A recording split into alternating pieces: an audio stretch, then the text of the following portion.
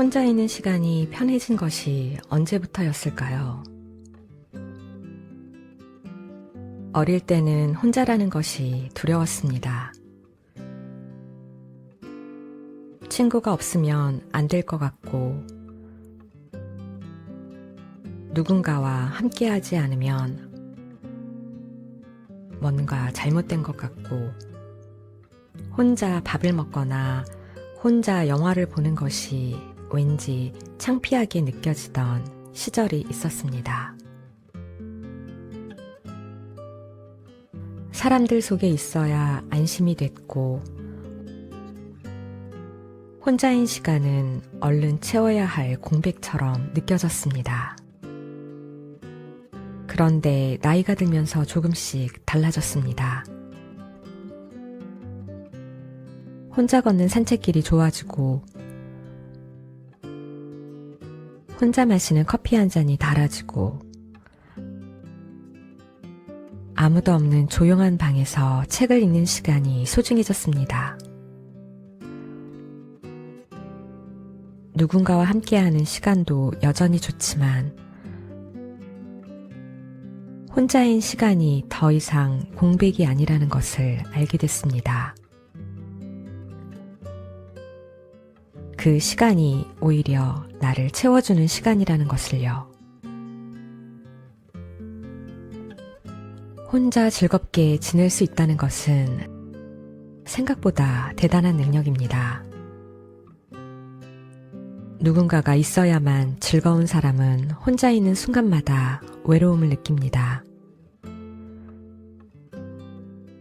하지만 혼자서도 즐거울 수 있는 사람은 어디서든 행복을 찾을 수 있습니다. 사람들과 함께할 때도 즐겁고, 혼자일 때도 즐겁습니다. 그 자유로움이 삶을 훨씬 가볍게 만들어줍니다. 혼자를 즐기는 것은 외로움을 참는 것이 아닙니다. 외로움을 참는 것은 고통입니다. 누군가를 기다리면서 연락이 오기를 바라면서 혼자인 상황을 억지로 견디는 것, 그것은 혼자를 즐기는 것이 아닙니다. 혼자를 즐긴다는 것은 지금 이 순간 나 혼자만의 시간을 온전히 내 것으로 만드는 것입니다. 내가 좋아하는 것을 하고 내가 원하는 속도로 움직이고 누구의 눈치도 보지 않고 그냥 나로 있는 것입니다. 그 시간 속에서 내면의 평화가 자랍니다. 다른 사람의 기분에 맞추지 않아도 되는 시간, 누군가의 이야기를 들어주지 않아도 되는 시간, 그냥 나 자신에게만 집중할 수 있는 시간, 그 시간이 쌓이면 나 자신을 더 잘 알게 됩니다. 내가 무엇을 좋아하는지, 무엇을 싫어하는지, 무엇을 할 때 가장 행복한지, 그것을 아는 사람은 자존감이 올라갑니다. 나이가 든다는 것은 혼자인 시간이 늘어나는 과정이기도 합니다. 아이들이 자라 독립하고 오랜 친구들이 각자의 삶으로 바빠지고 함께했던 사람들이 하나둘 곁을 떠납니다. 그 변화가 두렵게 느껴질 수도 있습니다. 하지만 혼자인 시간을 즐길 줄 아는 사람에게 그것은 상실이 아닙니다. 드디어 온전히 나만의 시간이 생겼다는 뜻이기도 하니까요. 오늘 산책을 하면서 한번 생각해 봐도 좋습니다.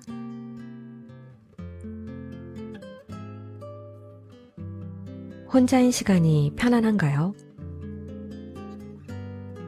아니면 아직 불편한가요? 혼자 있을 때 무엇을 하면 즐거운지 알고 있나요? 아직 모른다면 오늘부터 찾아봐도 늦지 않습니다. 혼자서도 즐거울 수 있는 한 가지를 찾는 것.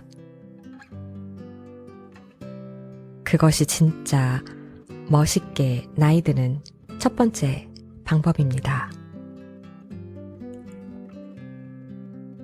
혼자여도 충분히 행복할 수 있습니다. 아니, 혼자이기 때문에 더 깊이 행복해질 수 있습니다.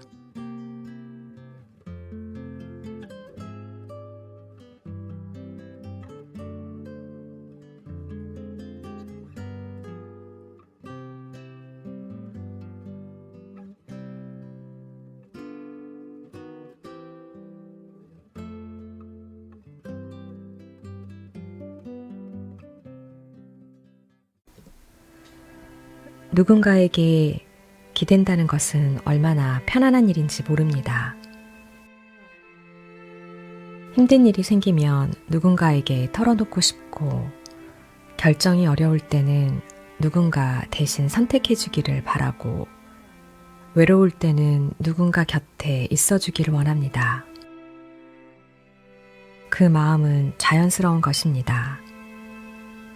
우리는 혼자 살아갈 수 없는 존재이고, 서로에게 기대며 살아가는 것이 인간의 본성이니까요.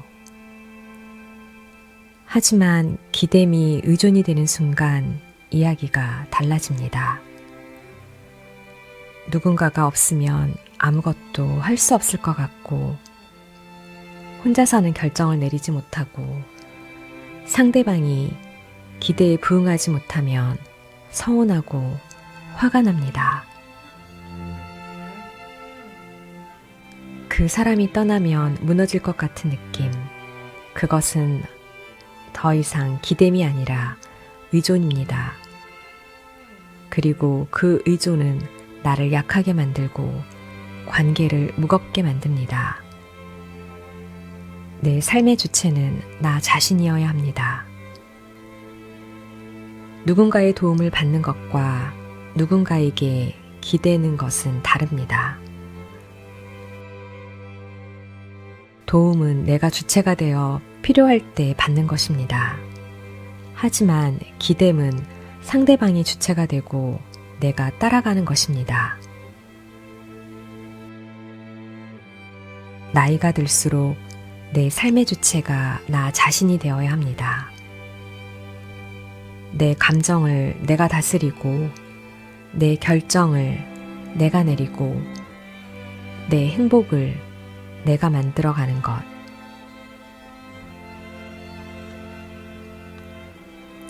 남에게 기대지 않는다는 것은 차갑게 혼자 살겠다는 뜻이 아닙니다.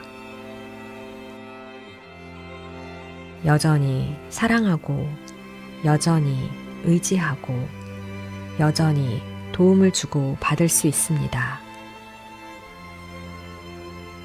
하지만 그 관계의 중심에 내가 서 있어야 합니다.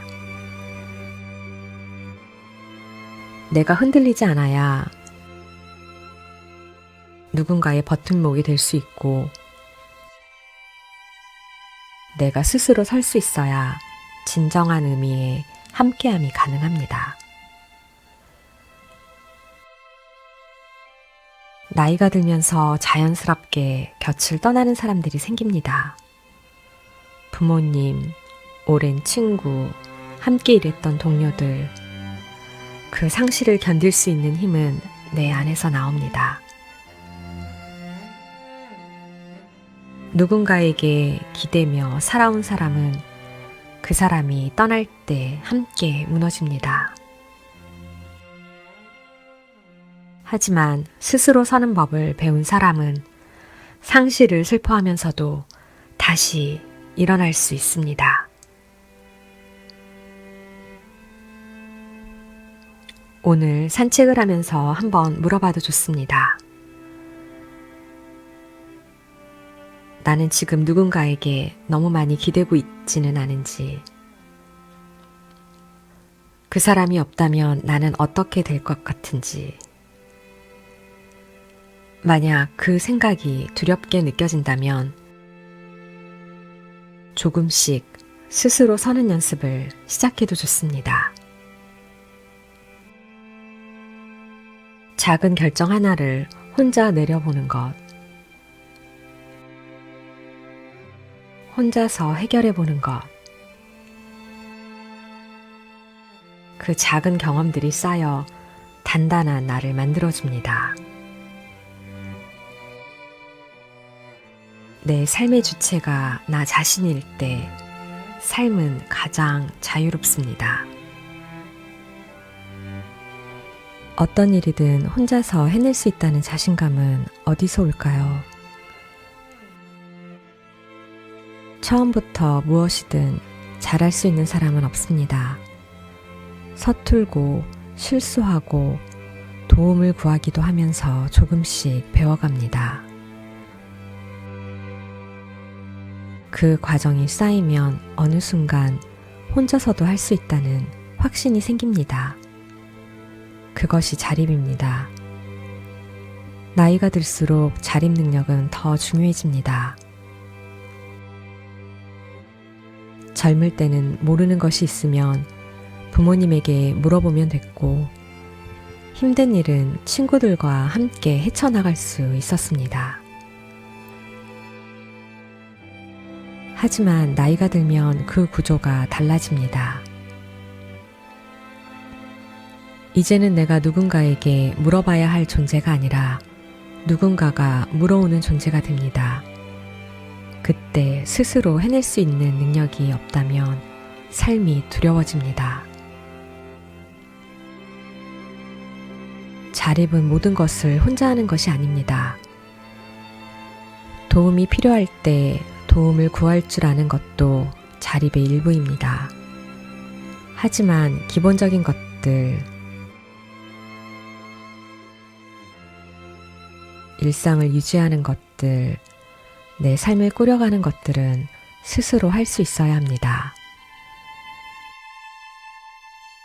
밥을 짓고 청소를 하고 돈을 관리하고 건강을 챙기고 필요한 정보를 찾아내는 것. 그 작은 능력들이 모여 삶의 두려움을 사라지게 합니다.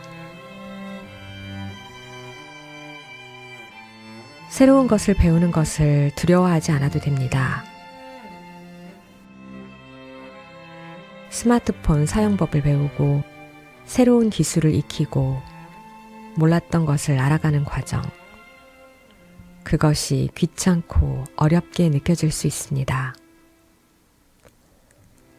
하지만 배우는 것을 멈추지 않는 사람은 나이가 들어도 세상과 연결되어 있습니다. 그 연결이 자립을 가능하게 합니다. 혼자서 해낼 수 있다는 경험이 자존감을 만듭니다. 처음 혼자 해외여행을 떠났을 때의 그 설렘과 뿌듯함, 처음 혼자 서류를 처리했을 때의 그 성취감, 크든 작든 혼자서 해낸 경험은 나를 더 단단하게 만들어줍니다. 그리고 그 단단함이 삶의 두려움을 조금씩 줄여줍니다. 오늘 산책을 하면서 한번 생각해봐도 좋습니다. 내가 아직 혼자서 못하는 것 중에 배워두고 싶은 것이 있는지, 의존하고 있는 것 중에 스스로 해볼 수 있는 것이 있는지 하나씩 배워가는 것, 그것이 나이가 들어도 당당하게 사는 방법입니다. 혼자서 해낼 수 있을 때 삶의 두려움이 사라집니다.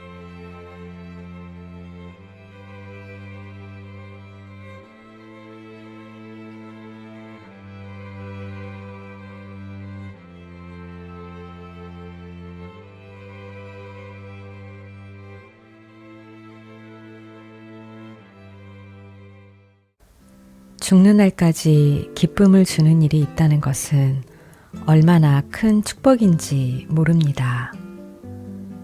어떤 사람들은 은퇴를 하고 나서 갑자기 무기력해집니다. 일을 하는 것이 그렇게 힘들었는데 막상 일이 없어지니 오히려 더 힘들어집니다.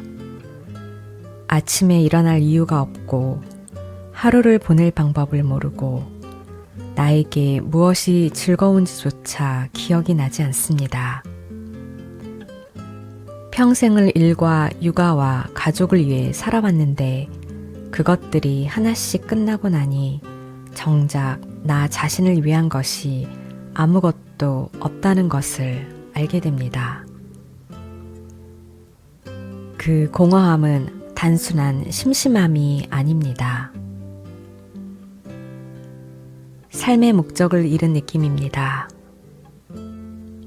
매일 아침 눈을 뜨는 이유가 없다는 것. 오늘 하루를 어떻게 보내야 할지 모른다는 것. 그것이 쌓이면 우울함이 되고 무기력함이 됩니다. 그래서 나이가 들기 전에 아직 여유가 있을 때 평생 기쁨을 주는 일을 미리 찾아두는 것이 중요합니다. 그런데 평생 기쁨을 주는 일이란 무엇일까요? 거창한 것이 아닙니다.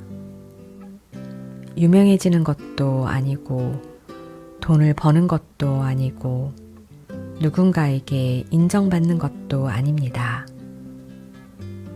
그냥 그 일을 하고 있을 때 시간이 가는 줄 모를 만큼 빠져드는 것, 힘든데도 또 하고 싶은 것, 잘하고 못하고를 떠나서 그냥 좋은 것, 그것이 평생 기쁨을 주는 일입니다. 어릴 때를 떠올려 보세요. 아무도 시키지 않았는데 몇 시간씩 했던 것이 있지 않았나요? 그림을 그리거나 음악을 듣거나 글을 쓰거나 식물을 키우거나 요리를 하거나 누군가에게 이야기를 들려주거나 그때는 그것이 특별한 것인지도 몰랐습니다. 그냥 좋았으니까 했을 뿐입니다. 하지만 나이가 들면서 그것들을 하나씩 내려놓게 됩니다. 현실적이지 않다는 이유로, 바쁘다는 이유로,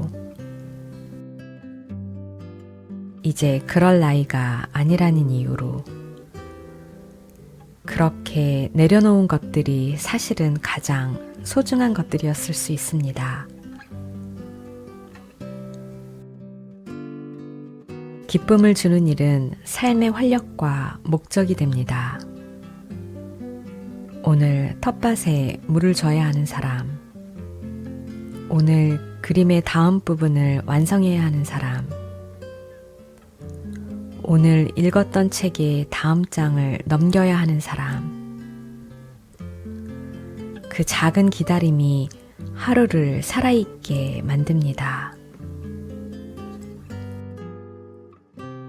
아침에 눈을 뜨는 이유가 생기고 하루가 기대되고 저녁에 잠들기 전 내일이 기다려집니다.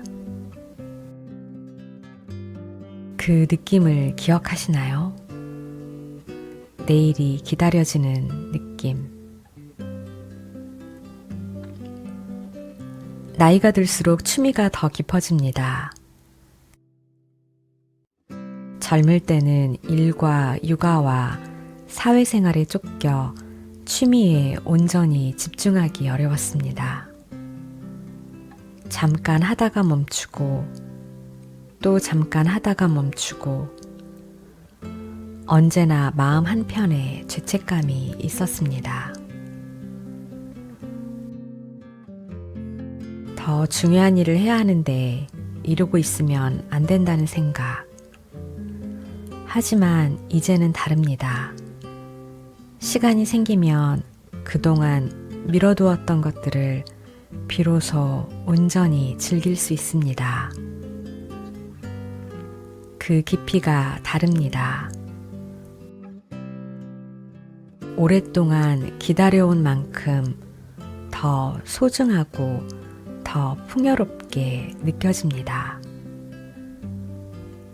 혼자 하는 취미도 좋고 함께 하는 취미도 좋습니다. 혼자 그림을 그리거나 글을 쓰는 것은 나 자신과 깊이 만나는 시간이 됩니다. 함께 합창을 하거나 등산을 하거나 독서 모임을 하는 것은 새로운 사람들과 연결되는 기쁨이 됩니다. 어떤 형태든 괜찮습니다. 중요한 것은 그것이 나에게 기쁨을 준다는 것입니다. 지금 당장 기쁨을 주는 일을 찾지 못해도 괜찮습니다. 새로운 것을 시도해보면서 찾으면 됩니다. 한 번도 해본 적이 없던 것에 도전해보고 오래전에 좋아했던 것을 다시 꺼내보고 주변 사람들이 즐기는 것을 함께 해보면서 맞으면 계속하고 맞지 않으면 다른 것을 시도하면 됩니다. 그 과정 자체가 이미 즐거움이 됩니다. 새로운 것을 찾아가는 설렘, 처음 해보는 것의 어색함, 조금씩 나아지는 뿌듯함, 그 모든 것이 삶을 풍요롭게 만들어줍니다. 나이가 든다는 것은 드디어 나를 위한 시간이 생겼다는 뜻이기도 합니다. 평생 남을 위해, 일을 위해, 가족을 위해 살아왔다면 이제는 나를 위한 것을 해도 됩니다. 아니, 해야 합니다. 나를 위한 기쁨이 있어야 다른 사람에게도 더 따뜻하게 대할 수 있습니다. 내 안에 기쁨이 차 있는 사람이 다른 사람에게도 기쁨을 줄 수 있으니까요. 오늘 산책을 하면서 한번 떠올려 봐도 좋습니다. 나에게 기쁨을 주는 것이 무엇인지, 오래전에 좋아했지만 바빠서 포기한 것이 있는지, 언젠가 해보고 싶다고 생각했지만 아직 시작하지 못한 것이 있는지, 그것이 아무리 작고 소소해 보여도 괜찮습니다. 남들이 보기에 대단하지 않아도 괜찮습니다. 그것이 나에게 기쁨을 준다면 그것으로 충분합니다. 평생 기쁨을 주는 일이 있는 사람은 나이가 드는 것이 두렵지 않습니다. 오히려 나이가 들수록 그 기쁨이 더 깊어지고 더 풍요로워집니다. 오늘보다 내일이 더 기대되는 삶. 그것이 진짜 멋있게 나이 드는 방법입니다.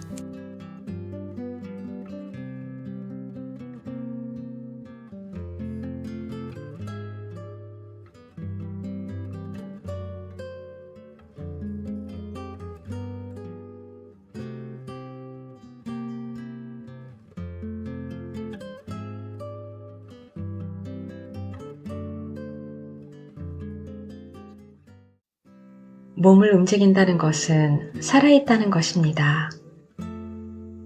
지금 이 순간 걷고 있다는 것, 두 발이 땅을 딛고 있다는 것, 바람이 얼굴에 닿는 것을 느낄 수 있다는 것, 그 당연해 보이는 것들이 사실은 얼마나 소중한 것인지 움직이지 못하게 되는 순간 비로소 알게 됩니다. 그래서 지금 움직일 수 있을 때 더 많이 움직여야 합니다. 나이가 들면서 자연스럽게 움직임이 줄어듭니다. 젊을 때는 굳이 운동하지 않아도 일상 자체가 활동적이었습니다. 아이들을 키우며 뛰어다니고 출퇴근하며 걷고 이것저것 해야 할 일들이 몸을 움직이게 만들었습니다. 나이가 들면서 자연스럽게 움직임이 줄어듭니다. 젊을 때는 굳이 운동하지 않아도 일상 자체가 활동적이었습니다. 아이들을 키우며 뛰어다니고 출퇴근하며 걷고 이것저것 해야 할 일들이 몸을 움직이게 만들었습니다. 피곤해도 움직여야 했고 쉬고 싶어도 쉴 수 없었습니다. 그런데 나이가 들면 그 이유들이 하나씩 사라집니다. 아이들은 독립하고 직장은 은퇴하고 해야 할 일들이 줄어들면서 자연스럽게 앉아있는 시간이 늘어납니다. 문제는 몸은 쓰지 않으면 빠르게 약해진다는 것입니다. 근육은 사용하지 않으면 줄어들고 관절은 움직이지 않으면 굳어지고 심폐기 등은 단련하지 않으면 떨어집니다. 젊을 때는 조금 쉬어도 금방 회복됐지만 나이가 들면 그렇지 않습니다. 한번 약해지면 회복하는데 훨씬 많은 시간과 노력이 필요합니다. 그래서 약해지기 전에 미리 유지하는 것이 훨씬 중요합니다. 움직임은 몸만 건강하게 하는 것이 아닙니다. 걸으면 생각이 정리됩니다. 답답하던 마음이 가벼워지고 복잡하던 머릿속이 단순해지고 어둡게만 보이던 것들이 조금 밝아집니다. 이것은 단순한 느낌이 아닙니다. 걸을 때 뇌에서 행복 호르몬이 분비됩니다. 그래서 우울할수록 힘들수록 더 많이 걸어야 합니다. 움직임이 마음을 치유합니다. 산책이 특별한 이유가 있습니다. 달리기나 수영처럼 강도 높은 운동과 달리 산책은 누구나 할 수 있습니다. 특별한 장비도 필요 없고, 특별한 기술도 필요 없고, 특별한 장소도 필요 없습니다. 그냥 문을 열고 나가서 걸으면 됩니다. 그런데 그 단순한 행동이 심폐기능을 유지시켜주고, 혈압을 낮춰주고, 당뇨를 예방하고, 치매 위험을 줄여줍니다. 매일 30분 걷는 것만으로도 건강에 놀라운 변화가 생깁니다. 걸으면서 좋아하는 것을 함께하면 더 좋습니다. 좋아하는 음악을 들으면서 걷거나 오디오북을 들으면서 걷거나 좋아하는 사람과 이야기하면서 걷거나 오늘 이 산책처럼 힐링 에세이를 들으면서 걷는 것도 좋은 방법입니다. 걷는 것 자체가 즐거워지면 자연스럽게 더 자주, 더 오래 걷게 됩니다. 거창한 운동 계획을 세우지 않아도 됩니다. 매일 헬스장에 가야 한다거나 몇 킬로미터를 뛰어야 한다거나 특정 운동을 꼭 해야 한다는 부담을 가질 필요가 없습니다. 그런 계획은 작심삼일로 끝나기 쉽습니다. 대신 일상 속에서 조금 더 움직이는 습관을 만드는 것이 훨씬 효과적입니다. 엘리베이터 대신 계단을 오르고 가까운 거리는 걸어가고 텔레비전을 보면서 가볍게 스트레칭을 하고 앉아있다가 1시간마다 일어나서 몸을 펴고 그 작은 움직임들이 모여 건강을 만들어줍니다. 나이가 들어도 활동적인 사람들을 보면 공통점이 있습니다. 특별히 힘든 운동을 하는 것이 아닙니다. 그냥 꾸준히 움직입니다. 매일 산책을 하거나 텃밭을 가꾸거나 시장을 걸어가거나 손주들과 공원에서 뛰어놀거나 그 꾸준함이 건강을 만들고 그 건강이 자유를 만들어줍니다. 움직임은 자유입니다. 가고 싶은 곳을 갈 수 있고 하고 싶은 것을 할 수 있고 사랑하는 사람들과 함께 할 수 있는 것. 그 모든 것이 몸이 움직일 수 있어야 가능합니다. 체력이 있는 사람은 선택지가 많습니다. 오늘 기분이 좋으면 먼 곳까지 걸어가 볼 수도 있고 새로운 동네를 탐험할 수도 있고 오랫동안 가보고 싶었던 곳을 방문할 수 있습니다. 오늘 이 산책이 바로 그 자유의 시작입니다. 지금 걷고 있는 이 발걸음 하나하나가 건강한 몸과 건강한 정신을 만들어가고 있습니다. 특별하지 않아 보여도 대단하지 않아 보여도 오늘 걸었다는 것 자체가 의미가 있습니다. 그리고 내일도 걷고 모레도 걷다 보면 어느 날 걷는 것이 가장 자연스러운 일이 되어 있을 것입니다. 젊었을 때보다 더 많이 움직이라는 말이 있습니다. 나이가 들수록 더 의식적으로 더 꾸준히 움직여야 합니다. 그것이 나를 오래도록 자유롭게 해주는 가장 좋은 방법입니다. 움직이는 한 삶은 계속됩니다.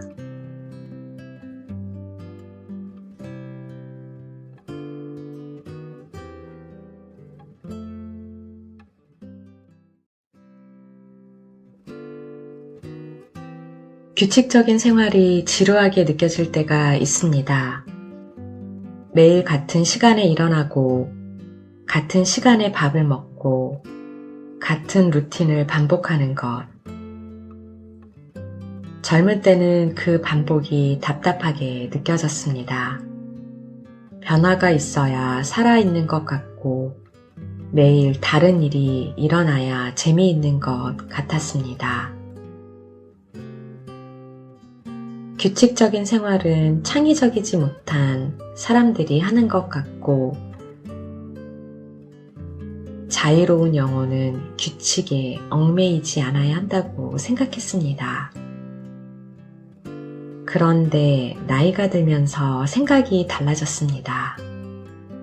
규칙적인 생활이 지루한 것이 아니라 오히려 삶을 풍요롭게 해준다는 것을 알게 됐습니다. 매일 같은 시간에 일어나고 같은 시간에 산책을 하고 같은 시간에 밥을 먹는 것. 그 반복이 몸과 마음에 안정을 주고 그 안정 위에서 진정한 자유가 시작되는 것을요. 규칙적인 생활은 몸에 안정을 줍니다. 우리 몸에는 생체시계가 있습니다. 같은 시간에 자고 일어나면 수면의 질이 좋아집니다. 몸이 그 리듬에 익숙해지면 알람 없이도 같은 시간에 눈이 떠지고 밤이 되면 자연스럽게 졸음이 옵니다. 규칙적으로 식사하면 소화가 잘 되고 매일 같은 시간에 운동하면 몸이 그 리듬에 맞춰 준비를 합니다. 불규칙한 생활이 쌓이면 몸이 먼저 신호를 보냅니다. 쉽게 피로해지고 소화가 안 되고 잠을 잘 못 자고 면역력이 떨어집니다. 몸은 규칙을 좋아합니다. 규칙적인 생활은 마음에도 안정을 줍니다. 아침에 일어나서 무엇을 해야 할지 알고 있다는 것, 하루의 흐름이 예측 가능하다는 것, 그것이 불안을 줄여줍니다. 우리가 불안을 느끼는 이유 중 하나는 앞으로 무슨 일이 일어날지 모른다는 불확실성 때문입니다. 규칙적인 생활은 그 불확실성을 줄여줍니다. 오늘 아침에 무엇을 할지 알고, 오후에 무엇을 할지 알고, 저녁에 무엇을 할지 알 때 마음이 편해집니다. 특히 은퇴 후처럼 구조가 없어진 상황에서는 스스로 규칙적인 생활을 만드는 것이 더욱 중요합니다. 직장에 다닐 때는 출근 시간이 하루의 구조를 만들어줬습니다. 몇 시에 일어나야 하고, 몇 시에 출발해야 하고, 하루의 흐름이 자연스럽게 정해져 있었습니다. 그런데 은퇴를 하면 그 구조가 사라집니다. 처음에는 그 자유가 좋습니다. 늦게 일어나도 되고, 하루 종일 아무것도 안 해도 됩니다. 하지만 그 자유가 길어지면 오히려 무기력해집니다. 구조가 없으면 마음이 표류하기 쉽습니다. 아무것도 하지 않아도 되는데 아무것도 하고 싶지 않게 됩니다.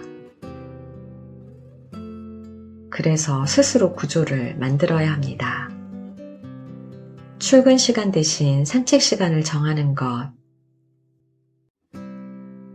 회의 시간 대신 독서 시간을 정하는 것, 업무 마감 시간 대신 취미 시간을 정하는 것, 그 작은 구조들이 하루를 채워주고 하루가 채워지면 삶이 의미 있어집니다. 규칙 속에서 자유가 생깁니다. 이것이 역설적으로 들릴 수 있습니다. 규칙이 있으면 자유롭지 않은 것이 아닌가요? 하지만 실제로는 그 반대입니다. 기본적인 루틴이 자리 잡히면 그 안에서 여유가 생깁니다.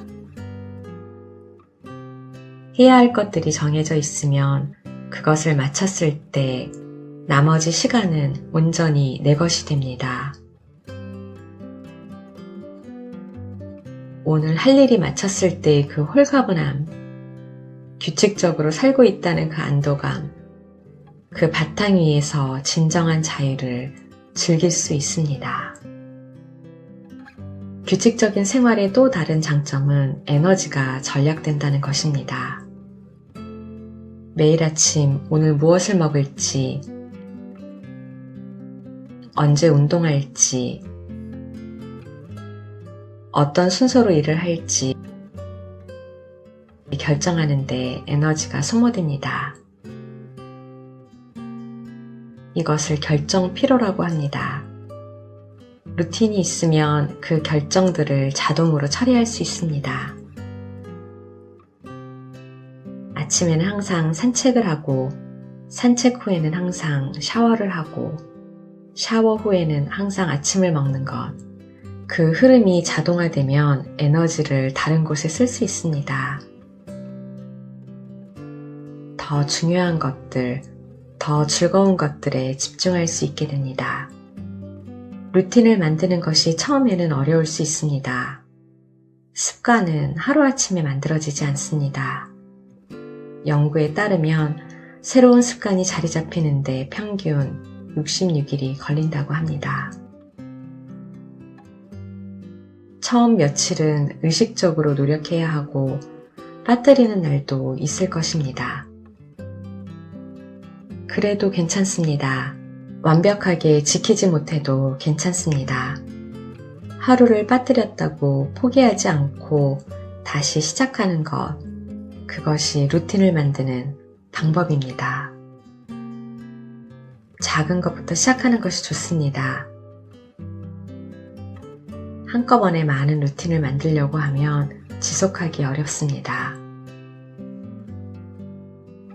먼저 하나의 루틴을 정하고 그것이 자리 잡히면 다음 루틴을 추가하는 방식이 효과적입니다.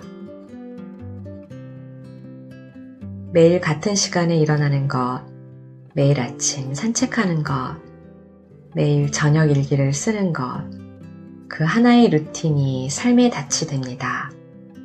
하루가 흔들릴 것 같을 때 그 루틴이 나를 잡아줍니다.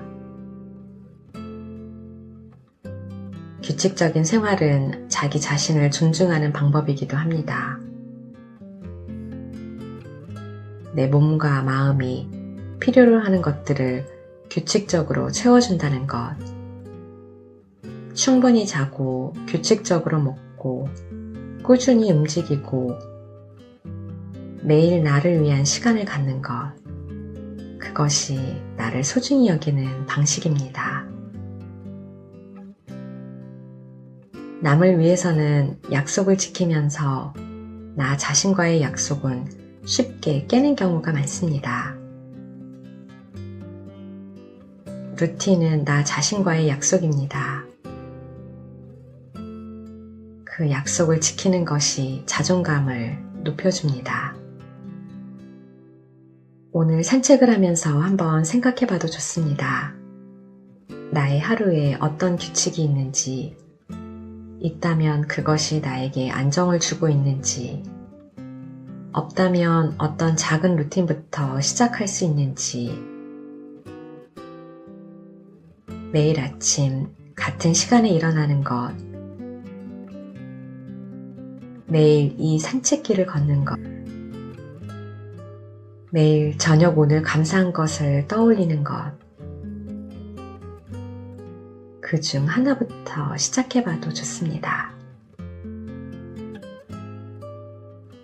규칙적인 생활은 삶의 질서입니다.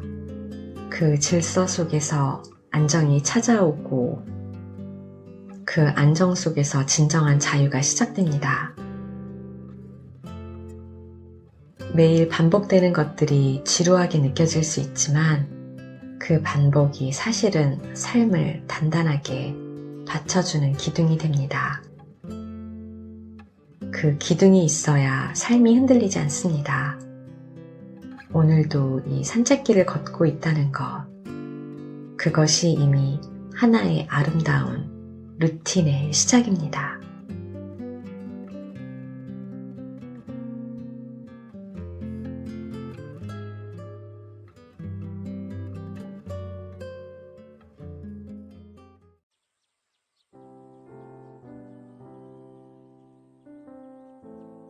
감사하다는 말을 마지막으로 한 것이 언제였을까요?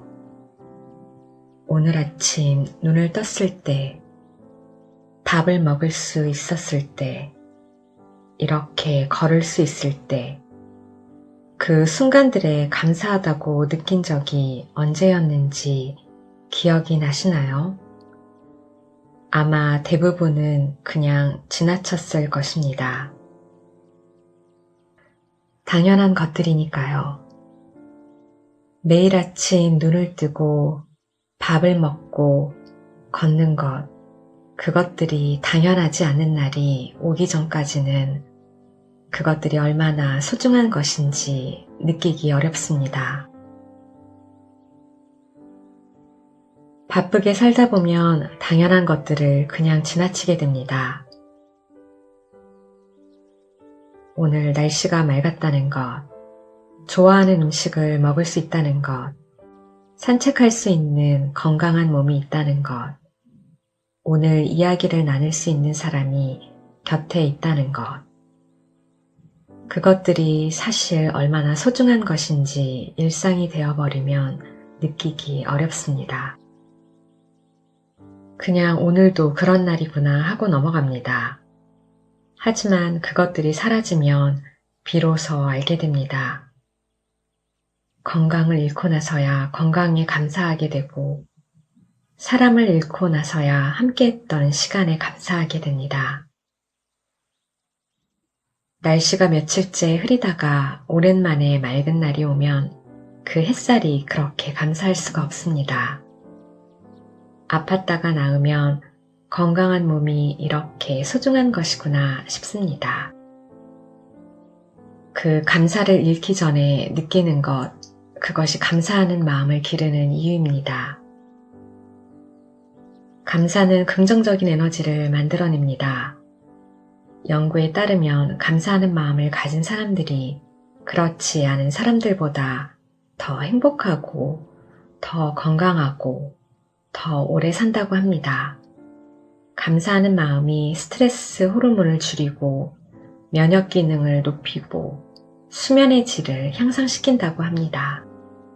단순히 기분 좋은 느낌이 아니라 실제로 몸과 마음에 좋은 영향을 미친다는 것입니다.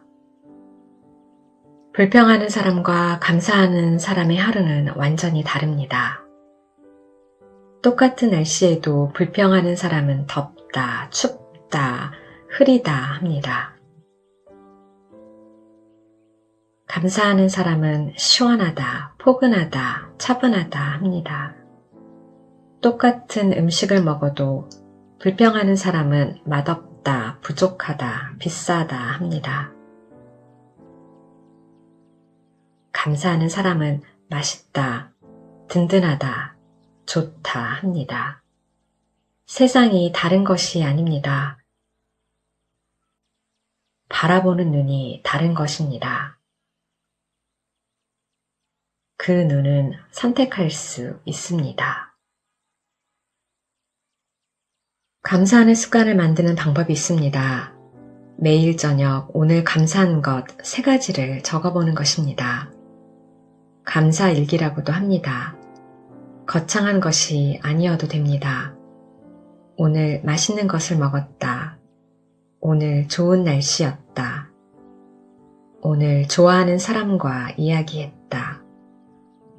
오늘 산책을 할 수 있었다. 그 작은 감사들을 매일 찾다 보면 삶이 다르게 보이기 시작합니다.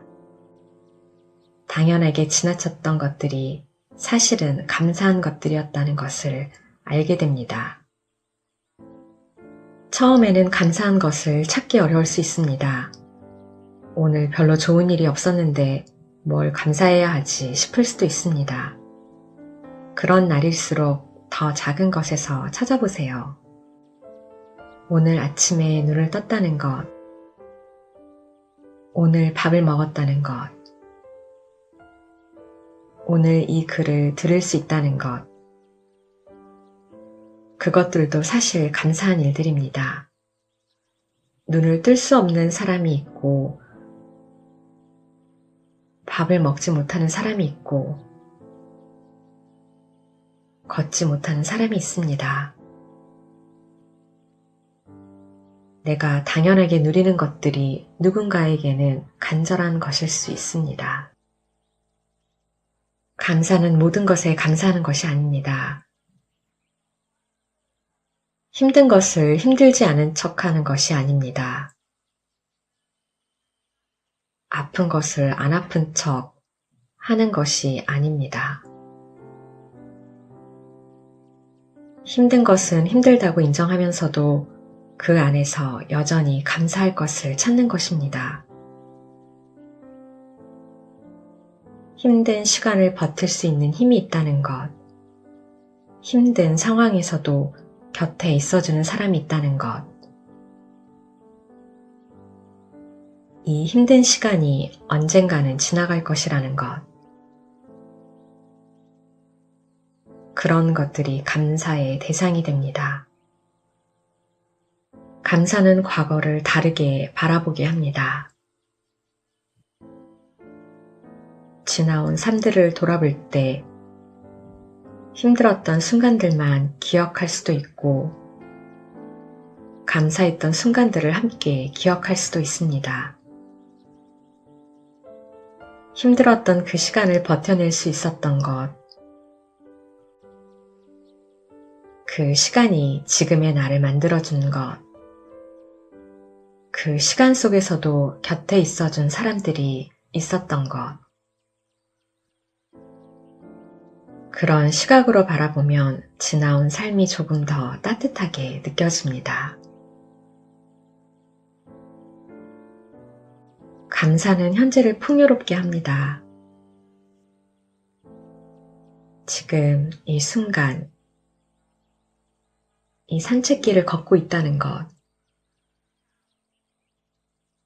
바람이 얼굴에 닿는 것을 느낄 수 있다는 것, 나뭇잎 소리를 들을 수 있다는 것, 하늘을 올려다볼 수 있다는 것, 그 모든 것이 사실 감사한 것들입니다. 그것을 느끼는 사람과 그냥 지나치는 사람의 산책은 완전히 다릅니다. 같은 길을 걷지만 느끼는 것이 다릅니다. 감사는 미래를 밝게 만듭니다. 지금 이 순간에 감사할 수 있는 사람은 앞으로도 감사할 것들을 찾을 수 있습니다. 어떤 상황에서도 좋은 것을 찾을 수 있는 눈이 생기기 때문입니다. 그 눈이 있는 사람은 나이가 들어도 상황이 어려워져도 삶에서 기쁨을 찾을 수 있습니다. 오늘 산책을 하면서 한번 찾아봐도 좋습니다. 오늘 감사한 것이 무엇인지, 아주 작은 것이라도 좋습니다. 오늘 이 산책을 할 수 있다는 것, 걸을 수 있는 두 발이 있다는 것, 이 공기를 마실 수 있다는 것, 이 이야기를 들을 수 있다는 것, 그것 하나만 찾아도 충분합니다. 감사하는 마음이 있는 곳에 긍정적인 에너지가 가득 차게 됩니다. 그 에너지가 몸을 건강하게 하고 마음을 따뜻하게 하고 삶을 풍요롭게 만들어줍니다. 오늘 하루를 마치면서 오늘 감사했던 것 하나를 마음속에 담아두세요. 그 작은 감사가 내일을 조금 더 밝게 만들어줄 것입니다.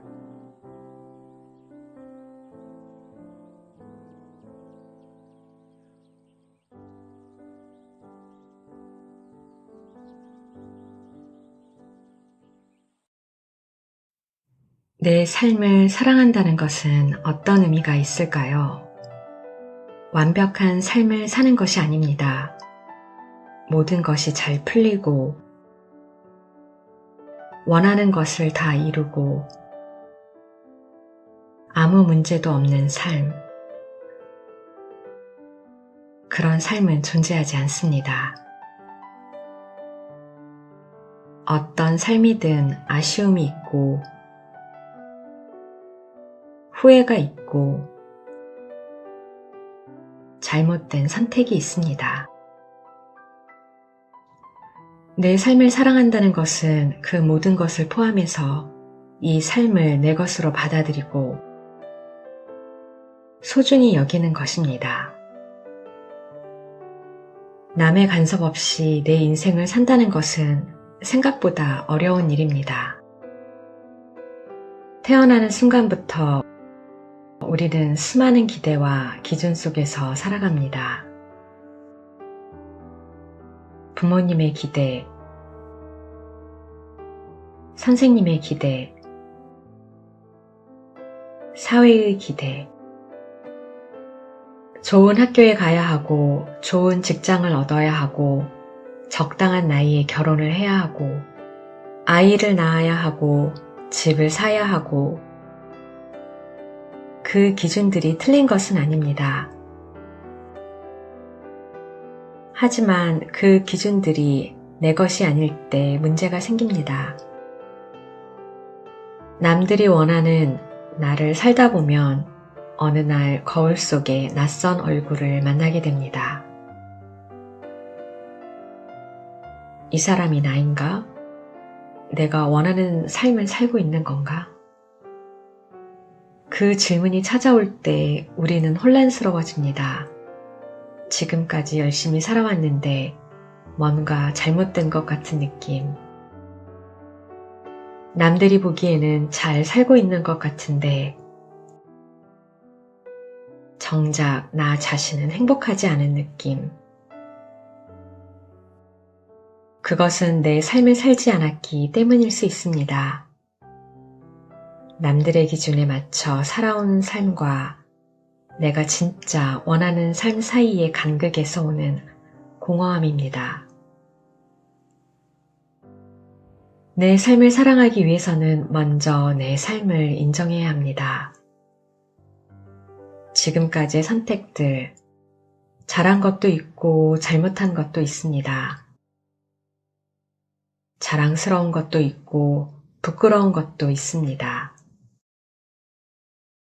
후회되는 선택도 있고 그때로 돌아갈 수 있다면 다르게 하고 싶은 것들도 있습니다. 하지만 그 모든 것이 모여 지금의 나를 만들었습니다. 잘못된 선택이 없었다면 그 실수에서 배우지 못했을 것이고 힘든 시간이 없었다면 지금의 단단함이 없었을 것입니다. 그러니 지금의 나를 있는 그대로 받아들이는 것이 내 삶을 사랑하는 시작입니다. 비교는 내 삶을 사랑하는 데 가장 큰 적입니다. SNS를 열면 누군가는 오늘도 멋진 곳에 가 있고 누군가는 성공한 이야기를 올리고 누군가는 행복해 보이는 가족 사진을 올립니다. 그것을 보다 보면 내 삶이 초라하게 느껴집니다. 나는 왜 저렇게 못 살까? 나는 왜 저런 것을 이루지 못했을까? 하지만 그 비교는 공평하지 않습니다. 우리는 남의 전부와 나의 전부를 비교하는 것이 아니라 남의 가장 좋은 순간과 나의 평범한 일상을 비교하고 있습니다. 같은 조건에서 비교한 적이 한 번도 없습니다. 내 삶을 사랑하는 사람은 남의 삶을 부러워하지 않습니다. 남의 삶이 화려해 보여도 남의 성공이 눈부셔 보여도 자신의 삶에 충분히 만족하는 사람은 그것을 부러움으로 바라보지 않습니다. 그냥 저 사람의 삶이 저렇구나. 나의 삶은 이렇구나. 각자의 삶이 각자에게 맞는 것이라는 것을 알기 때문입니다. 내 삶에는 내 삶 안에 아름다움이 있고 내 삶 안에 소중함이 있다는 것을 알기 때문입니다. 나이가 들면서 내 삶을 사랑하기가 조금 더 쉬워집니다. 젊을 때는 아직 이루지 못한 것들이 많아 보여서 지금의 삶에 만족하기 어려웠습니다. 해야 할 것들이 산더미처럼 쌓여 있고 아직 가야 할 길이 멀게 느껴지고 지금 이 자리가 목적지가 아닌 것 같았습니다. 하지만 나이가 들면서 알게 됩니다. 목적지라는 것은 없다는 것을, 삶 자체가 여정이라는 것을,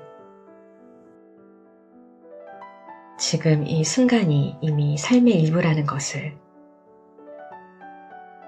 지금까지 살아온 삶을 돌아봐도 좋습니다. 쉽지 않았습니다. 힘든 시간도 있었고, 눈물 나는 순간도 있었고, 포기하고 싶었던 때도 있었습니다.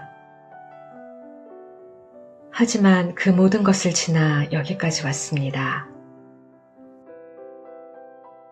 그것이 얼마나 대단한 일인지 모릅니다. 넘어지고, 일어서고, 실패하고, 다시 시작하고, 아프고 회복하면서 여기까지 온 것, 그 삶이 사랑받아 마땅합니다. 내 삶을 사랑하는 것은 선언입니다. 완벽하지 않아도, 아직 부족해도, 남들보다 덜 가졌어도 이 삶은 내 것이고 소중하다고 선언하는 것입니다. 그 선언을 할 수 있는 사람은 흔들리지 않습니다. 누가 뭐라 해도, 어떤 상황이 와도 내 삶의 가치를 스스로 알고 있기 때문입니다. 진정한 자유는 내 삶을 사랑할 때 찾아옵니다. 남의 기준에서 벗어나 남의 시선에서 자유로워지고 내가 원하는 방식으로 살아갈 수 있을 때, 그때 비로소 진정한 자유와 행복을 느낄 수 있습니다. 그것이 나이 들어가며 얻을 수 있는 가장 큰 선물입니다. 더 이상 남의 눈치를 보지 않아도 되는 나이, 내가 원하는 것을 할 수 있는 나이, 내 삶을 온전히 내 것으로 살 수 있는 나이. 오늘 이 산책길을 걸으면서 한번 말해봐도 좋습니다. 소리내어 말하지 않아도 됩니다. 마음속으로만 해도 됩니다. 나는 내 삶을 사랑합니다. 완벽하지 않아도, 아직 부족해도, 그럼에도 불구하고 이 삶은 내 것이고 충분히 소중합니다. 그 말이 처음에는 어색할 수 있습니다. 스스로에게 그런 말을 해본 적이 없을 수도 있습니다.